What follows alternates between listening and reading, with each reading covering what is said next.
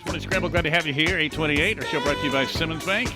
And our good friend Daniel Thrasher is in. Good morning. Like the Stillwater Pioneer shirt. Yeah, thank you. You know, it's one thing with all of this is we've been dressing a little bit more casual at work, you know, just to Well, yeah, now that I think about it, in your line of work, yeah, you know, you just had to pay to do that. Yeah, I know, absolutely. So we're letting employees wear jeans and tennis shoes, and just a way to thank them for, you know, we're an essential business, and you know, it you know, when you think about essential workers out there and everyone who's in the healthcare industry, in the retail industry with an essential business, with our law enforcement, firefighters, public safety, our banks and credit unions, you know, it's a lot of stress when you are, you know, at work providing services, and then you also have your things at home that you're worried about, and, you know, self-educating kids, and, you know, everything else that comes with this. And so you know, just as a simple way for us to say, hey, employees, we appreciate what you're doing. Don't worry about what you're wearing to work right now. Wear your jeans and your T-shirt and tennis shoes, and, you know, just well, who's going to know, right? Right, yeah. So, in our case, you know, you're only seeing 3 people in the drive-through. You know, everybody else is being served over the phone. Is it odd seeing people wearing masks? So it's interesting you bring that up. In your line of work. It is. So yesterday I sent so I work for a local financial institution. I sent an email out to our employee group, because the recommendation from the CDC that you should wear a cloth face covering out in public. And then there's some communities in Oklahoma now. Guthrie is now requiring it in their city limits. Manford is requiring all retail workers to wear masks when they're at work. And I wouldn't be surprised. I know you'll have Mayor Joyce on later. I wouldn't be surprised if we may see something like that in Stillwater soon. Yep. So I sent a message out to our employee group and said, okay, in our line of work, masks are not a great thing, and you know, just historically with what happens with banks and financial institutions and credit unions. And so we want to support those recommendations. And if you want to wear a mask, that's great. Here's the guidelines you need to follow. You know, just cover your mouth and nose, nothing above your eyes. You know, keep, you know, for safety reasons. Right. And then also for members who are coming in, because we are still seeing some members by appointment, we will allow them to wear a mask. But if we can't identify you at the front door, we're going to keep that front door closed. We'll ask you to remove your mask. You know, let us identify you, and then you can put your mask on before you enter. So we're going to work with people on that, but there is a safety component to that we need to be aware of in a workplace, and it's not just for financial institutions, any workplace. Yeah, you know, I thought of that with police. Yeah, absolutely. I mean, not that it's a big deal, it probably, but I mean, if they're pulling people over there and wearing masks, sure, it's kind of. Although I don't know, I don't know what their protocol is right now. I mean, are they pulling as many people over? Because there are people out driving around. Not to say that they're going to relax their laws at all, because their job is to promote safety in the town, and we need to not run into each other and stuff like that. But I would think you'd be a little more, it's like, okay, they're going 6 miles over the speed limit. I'll get you in November. Yeah, absolutely. And I have heard that I would. You know, yeah, that they're being more, you know, more selective, I guess, about when you need to stop somebody and not stop somebody. That doesn't give anybody the right to go out there and speed or break the law or whatever. But you think about the safety risk that they're taking, and even just your normal everyday, you know, the people who are working at restaurants right now, absolutely, people who are delivering to your door, you know, there's risk in that, you know, a few months ago we didn't think was risky. Yeah. So yeah, it's caused some changes for us, of course, as it has for everyone.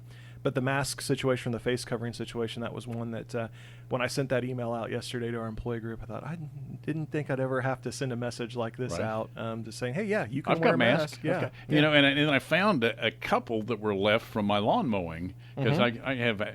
I'm allergic, and so I was wearing last year. I was at first because I had an episode, and so then I went and bought the mask, and I thought I kind of behave, and then I got away with it a few times, and I stopped wearing the mask, which may be a blessing in disguise, because now I have a couple of those that are the proper type of mask, actually. Yeah. That, you know, they're not expensive, you know. Right. Yeah, they're not, but they're harder to find. But you may be able to find them, you may not. They were just, you know, they're for ag stuff, really, basically, if you work outside. Yeah. And so that works too, as well as a couple of bandana type of things that if you're going into stores right now, you're seeing a decent percentage wear, which is impressive actually. Yeah.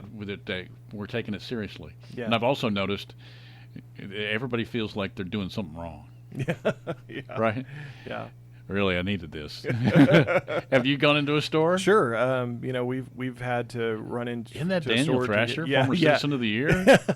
But you have to, you're thinking, okay, I got to run in the store to get this. And there's been, we just bought a new home, so we just moved into a new house, and so there's. Well, yeah, you're always having to. Yeah. So you're thinking, okay, there's this they need to do, this I need to do, this I need to do, but. Do I really need to go to Lowe's right now and get that, or our local hardware store or whatever? Or can that wait until this is over, or is it something I can order online? But if I order then it you online, hear, no, honey, we need light bulbs. right? But if I order it online, I'm like, well, I want to support local businesses. So it's.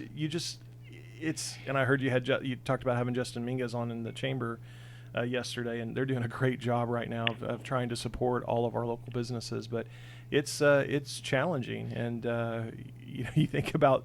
What is essential and what isn't essential? What can we do without, or what do we absolutely need right now? Well, I mentioned to John, and I wasn't really kidding about going to the last slice of bread in the loaf, right? Yeah.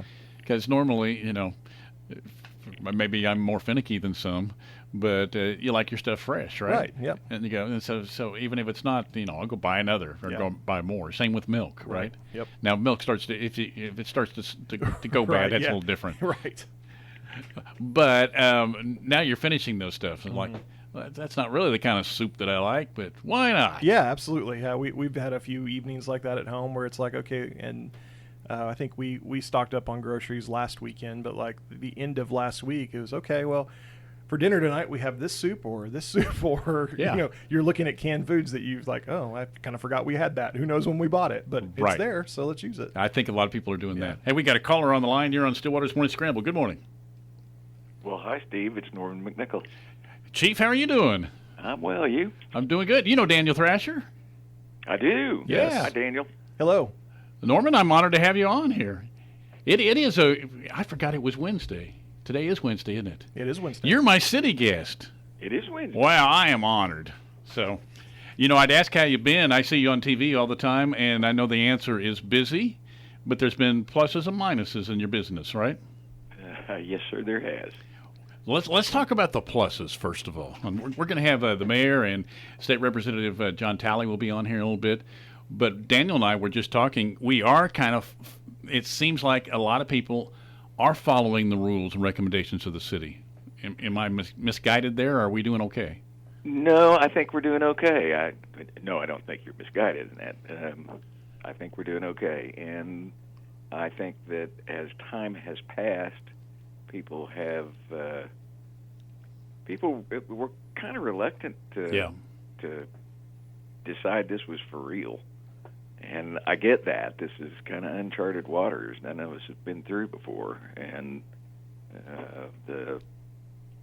until the numbers started going up, and we've seen the devastation around the country to the economy and private businesses, and I feel horrible for those folks, but people began to get a sense that this was for real and that they needed to pay attention.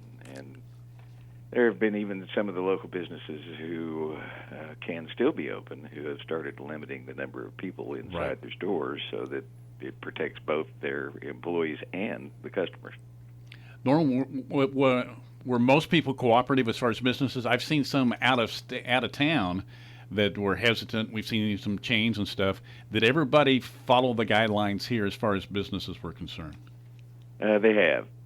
And in our most recent suggestion that we sent out, it was kind of interesting. We came out with a best practices protocol from some CDC information and had some people follow up with phone calls to make sure that it had been received. And I would say to you that 50 to 60% already knew about it, and we're in the process of implementing those protocols. No, that's great. Daniel? Hey, Norman, we were talking about masks and face coverings earlier, and I saw on Facebook, I think the city was maybe seeking some donations for face coverings or masks. Or could you talk a little bit about that, and also from the safety standpoint with city employees and wearing masks and what you all are doing with that? Sure. We have asked for those that have the time and the materials to, if they can provide us with masks. Certainly the first and most pressing need is our medical personnel.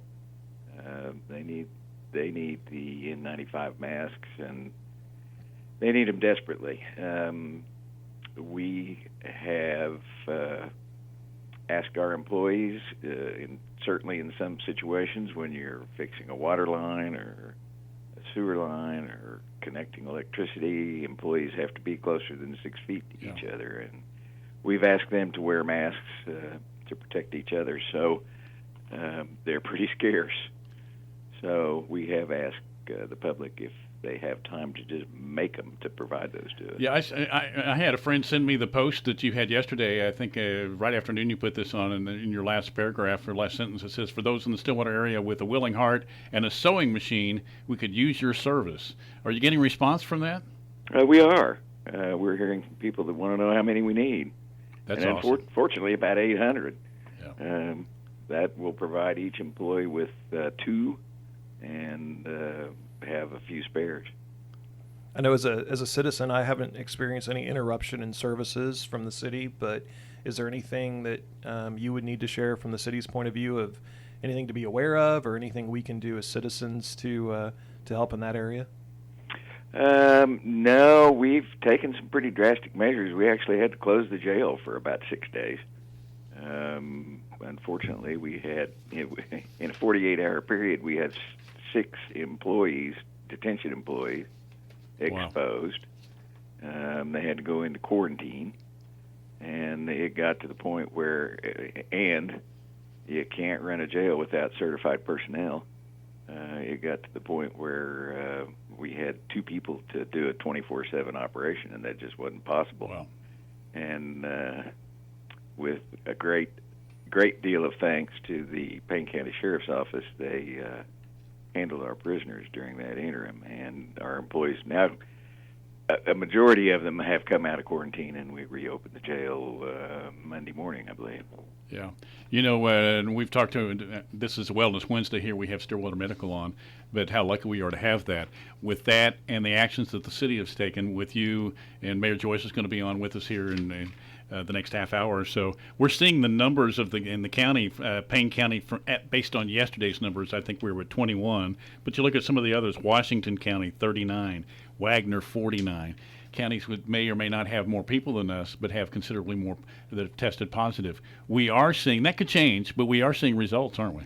We are, and if you look at it on a per capita basis, we're doing pretty good. And there was some counties nearby that were pretty slow to act, and unfortunately, they're paying the price now. Yeah, and you can, so the data is definitely out there. And I know you're having your Zoom meetings on Monday. How do you like that? It's odd. That's what I would think. So it is really odd, but they're working out. Well, it's a great service. I think I watch it on Suddenlink on Channel 14, and I admire anytime people start, because technology scares me sometimes too. I'm a visual person. Once I do it, I think I can do it after that. But in watching the first one, everybody's kind of just feeling their way through, and they've improved so much. And just being transparent and letting everybody see what's going on in the discussions, and you can also see the people that want to chime in also. That is a service, I think, that maybe we have that some don't. So I think it's appreciated. Well, I appreciate that, and certainly I think that the more information that we can put out in a timely fashion, the better. It keeps speculation down and rumors and that kind of thing. If you go to stillwater.org and hit the coronavirus button on the screen, you'll find a ton of information and a lot of frequently asked questions.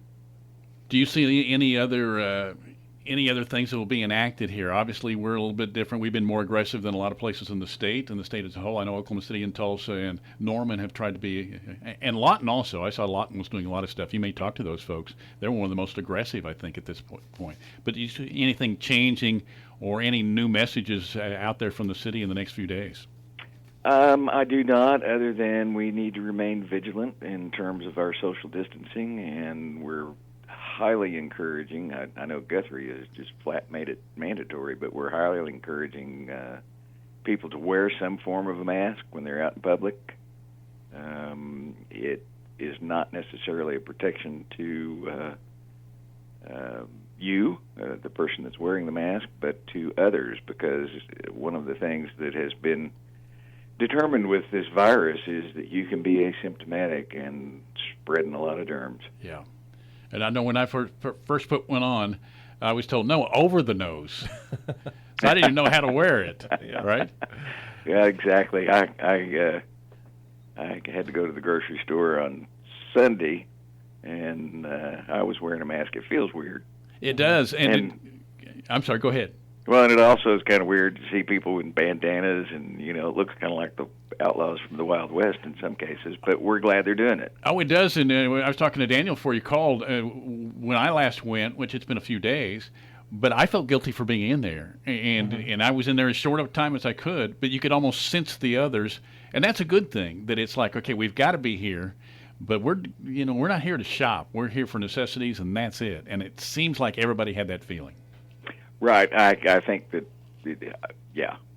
I think you're right. There's a get in and get out attitude now that maybe didn't exist a couple of weeks ago. So, hey, are you willing to let me roll the dice and take a phone call here? Absolutely. One? All right. You're on with City Manager Norman McNickle, and you're on the air. Hi, on the Morning Scramble. Is there a rumor that our waste management, we're not going to have pickups anymore? Oh, heavens, no. And I'll take the answer offline. Okay, thanks for calling. Thank you. No, we have stopped. We have stopped a couple of services, and that is the bundled pickups. And Okay. if you have additional items outside of your can, we won't pick those up. That's to protect our employees. And that's for the duration of this. But if you have everything in either your recycle container or your regular trash cart, it'll be picked up. It's amazing the fact that I'm a Thursday where I am. I don't know what day We're a Monday. You're a Monday. Yep. But, we have like Thanksgiving or whatever. I leave town on Thanksgiving or whatever. But they pick up on Thanksgiving. Yeah. It is, when he said heavens no, you meant that's what you do, right? Absolutely. And that is a public health concern as well. Yeah. Yeah. Very, very good point there. Yeah, I just want to say, while Norman's on, thank you to all of our city employees who are out there providing essential services to us every single day, and making sure trash is being picked up, streets are being patrolled, services like water are being provided. This would be a much tougher situation if that wasn't the case. So really appreciate all of our city employees. Yeah. Your time with Central Electric really shed a light on that, right? Oh, sure. Yeah, absolutely. Being in the utility industry for about 3 years, I knew how important that was before I got there, but then being there and seeing the pride that the employees take in, hey, this is a service that we need to provide. It's a life-saving service for some people, and seeing the pride that the employees take in being able to do that. And I know the city of Stillwater, the employees there are similar. And so it's very important. And so appreciate everybody out there in utilities and public services that are helping us out during this situation. Yeah. Norman, you didn't, when you signed up for this is not what you had planned on, but I think people have said, I know when Rob Hill was in, he was talking about the things that he'd been through, for example, and Scott Petty also with the hospital, with, for example, the homecoming tragedy. And in strange ways, it prepares you for stuff that's totally out of control. And I've known you for, 25 years, something like that? At least, yeah. And you've seen everything. And it had to help prepare you for this. Well, it did, but this, as I mentioned earlier, this is uncharted waters. The United States has not gone through something like this. It's, in 1918? Mm-hmm. Yeah. And there aren't many people around to give you advice from that era. It does. Emergency management, it works for, the system works for about anything that you can think of. But,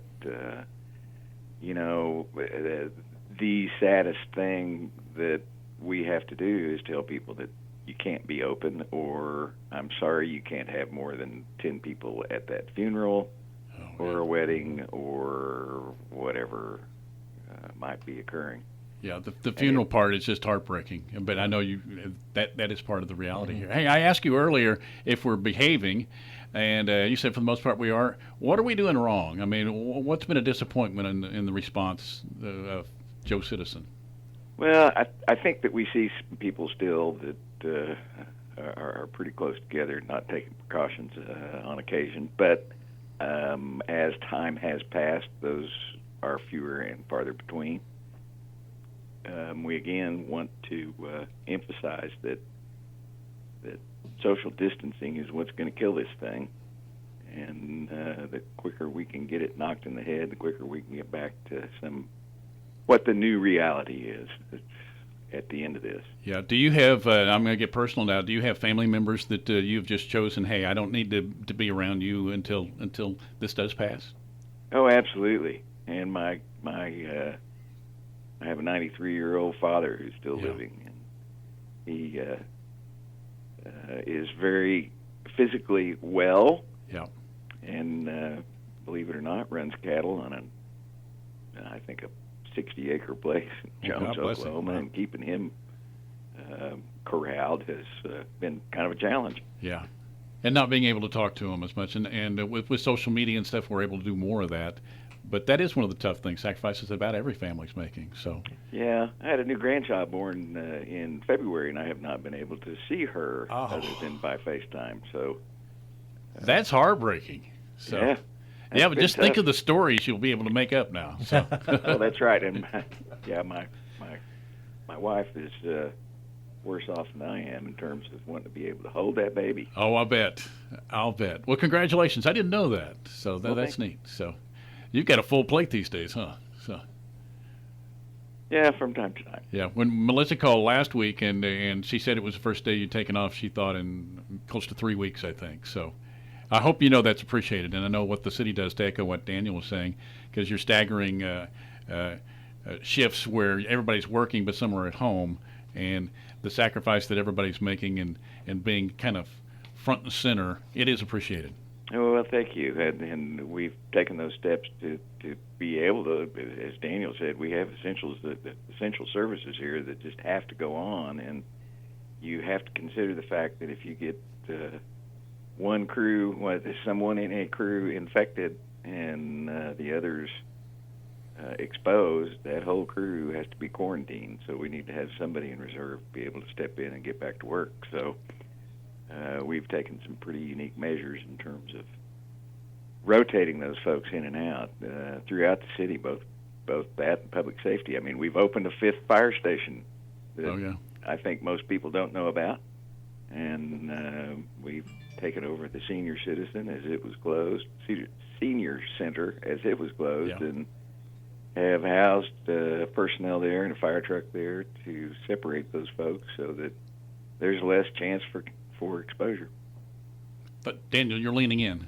I just, I didn't know that, on the fire station. I didn't know that we had added a 5th station. I thought I was, keeping in touch with things. But it's nice to know that we're taking those extra steps. And I know in my business we're doing the same thing. We're following the lead of some other businesses in the city and town, and we're staggering staff because we've had some staff members whose family members have been diagnosed with COVID-19. So luckily we haven't had a direct contact of that, but it caused us to think, okay, well, what if somebody does bring it in and our entire team then needs to go into quarantine? So we've been staggering our staff and splitting them that way just to be able to provide services and hopefully it never happens, but if one of our groups does contact it and need to be quarantined, we have another group that can come in and provide services. So it causes some strain on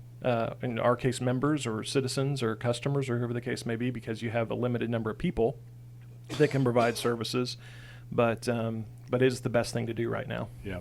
Hey, Norman, is the lobby open? Because we're running PSAs, which I think are great, that pay your bills at home. I mean, there's a million different ways to do that. Are there still people coming in, though? There are. We're averaging about 50 a day, one at a time. But the only place that's open to the public at City Hall right now is the police department lobby, and that's because we can isolate it and the employees are behind some fairly fortified Yeah. areas where they can be safe.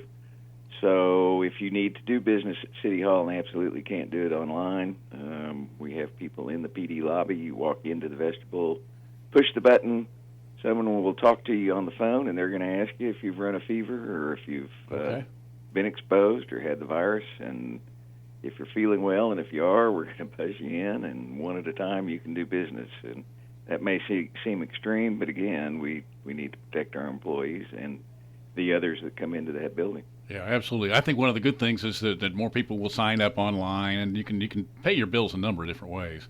So hopefully it will expedite that process a little bit and make things a little smoother next year. Who knows? So, Right. So anything we missed that you want to get out there? I know you have a council meeting again on Monday. I think you do anyway. I think this is an every Monday thing, right? Yeah, yes. We're going to talk about the budget. That's, we share one thing with those businesses that are closed. Right now, our revenue stream is quickly fading. Yeah. We've had roughly 24,000 of our normal population pack up and leave town. That's a big impact to the amount of sales tax. A lot of people don't know the city doesn't get ad valorem tax for operations. We rely solely on sales tax and profits from utilities to run the city, and that's becoming somewhat problematic. But the message that I would give is that we've come through a lot of these things before. And everyone needs to have a positive outlook. In my view, I think one of the biggest concerns in everybody is, when is this going to be over? Nobody knows. We just need to hunker down and get it over with and then start rebuilding. And as Stillwater has shown many times, we are Stillwater strong, and we'll come out on the other end of this in better shape than before. Amen to all that. Well said, yeah. Ben, thanks for all you do. I really do appreciate it. And, you can contact me or drop by anytime. We'll get you on. So I understand. I appreciate it. If you're happy with us or mad at us, you can do it either time. So. Okay. Thanks, Norman. I appreciate all of it. So, thanks, Steve. All right. There you go. There's City Manager Norman McNickle, and appreciate him calling in and all the work that they do. Absolutely. And he, of course, was police chief for a long time here, and that's how I got to know him. Yeah. And your dad worked with him. Yeah. My dad worked with him with a number of years, and it's, like I said earlier, just very thankful for the city employees that are out there providing services every single day. And like the caller who called in and asked about trash. I mean, those are things that I know our trash can was a little bit more full than usual because kids are at home, all the time, and and so Sunday night when I was taking the trash can, I was like, man, this is heavier than it normally is. So it which explains in a different way why all the toilet paper is always gone. Yes. Yeah. Maybe. I don't know. Yeah. Because everybody is eating it. I still have my suspicions about that, because buying more food, well, obviously everybody's eating all their meals at home, or a lot of people are. Yeah. And if you can go out or do any other pickups and everything, that is awesome. It is. But still, most people, for a lot of those needs, home is the best place. Yes. Right. Yes. That's part of the comfort of home, right? Yes, it is. Yeah. So what's the deal with all the toilet paper? I know. It's and we didn't buy toilet paper the first run of it. We were good, and so. But last weekend it was like, okay, we're down to like 3 rolls. We probably better find some. And yeah. So it's but we were able to, so it was good. I saw and I thought about retweeting it, but I didn't, because I thought they might think it was me, a message from me, because I wasn't going to write a comment or anything. But it was a billboard. It said, "Single guy with TP wants to meet single gal with hand sanitizer for good, clean fun." There you go. That's great. Yeah. And so I thought, well, that's funny. Yeah. So that's kind of what we're looking for now. Absolutely. So what else going on here? One thing I do want to mention, and I know during one of the breaks you had Kevin Fowler on the radio with Simmons Bank, and with us at University and Community Federal Credit Union and all the banks and financial institutions in town. If you're struggling right now, if your business is struggling, if you're personally struggling, reach out to us. There are different programs and services that we might be able to offer, either through government assistance or In our case as a credit union, we mostly work with individuals, not so much businesses, and but people who have lost their jobs and people who have been furloughed or missing income. Go ahead and make that phone call now. Call your banker, have a conversation with them, talk to them about your situation, and see what options are out there. Don't wait until it gets to the point where you can't make a payment or you're completely out of money or whatever the case may be. So would encourage everyone out there, if you're feeling any kind of financial stress, don't let that build up. Give your banker a call. Let's have a conversation. Let's see how we can help. And even though our lobbies are mostly all closed, or we're taking people by appointment, we're still here to help. So make sure to make that phone call or reach out to us online, and we would love to find a way that we could provide some type of help or service to you. This is such a unique time. Mm-hmm. So and we'll talk to John Talley, he's in the lobby wearing his mask. Good. I got a mask that same color too. It's orange. Orange, yeah, that's the right color. I could go out and get mine, I guess. But it's the contrast in what people are going through. Yeah. Because some people are restless, they're bored, Yes. they're stir crazy, and my job really personally hasn't changed. I mean, my job is the same. My income is fine. It's not affecting that, right? I mean, there's the stress of Sure. what everybody's going through, but my job hasn't, and I'm not working more hours or anything. And some people are working completely different hours. Right. And then on the exact opposite page, there's some people that are getting no rest. Right. And our health providers, and it's like Norman. I mean, I think he's working lots of hours right now. Yeah. I mean, it's not a 9-to-5 job. Sure. So the contrast, some people are shut down, and some people are forced into, like our healthcare workers, a work day that's unbelievable. Yeah. Well, even think about somebody who maybe works for the university. I'll use my wife as an example. She works for Oklahoma State University in the provost office, and so she's working from home right now and still doing several Zoom meetings a day and talking to students and helping with situations. And then starting Monday is also homeschooling, basically, and helping our kids through that process. And so even though she's not in the office and not doing her, and I know there's a lot of you probably listening out there that are in this situation. Think about the added stress of that. Yeah. You're trying to do your everyday job. You're trying to do it from home. You've got kids that you're trying to help make sure that they're calling into this Zoom call with their teacher and doing this assignment, and then you've got the pets running around or whatever the case may be, and so that's added stress. So no matter who you are out there, you're experiencing some kind of stress with this event, and whether or not you're an essential employee, whatever that means, and you're doing your everyday job, or your job is completely changed, or you're out of work. Yeah. Everybody is feeling some level of stress, and so that's why it's important. I'm sure John and Mayor Joyce will probably mention this when they're on in a little bit. That's why it's important to look out for one another.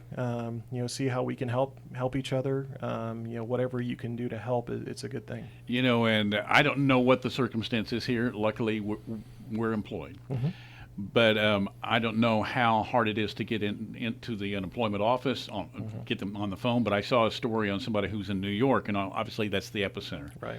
And this person had worked her entire life since she was 17 years old, always had a job, climbed up in a corporate thing, and now she was out of work completely. Yeah. And she was calling at least 50 times a day, and they played the recording. She wasn't mad at them. Mm-hmm.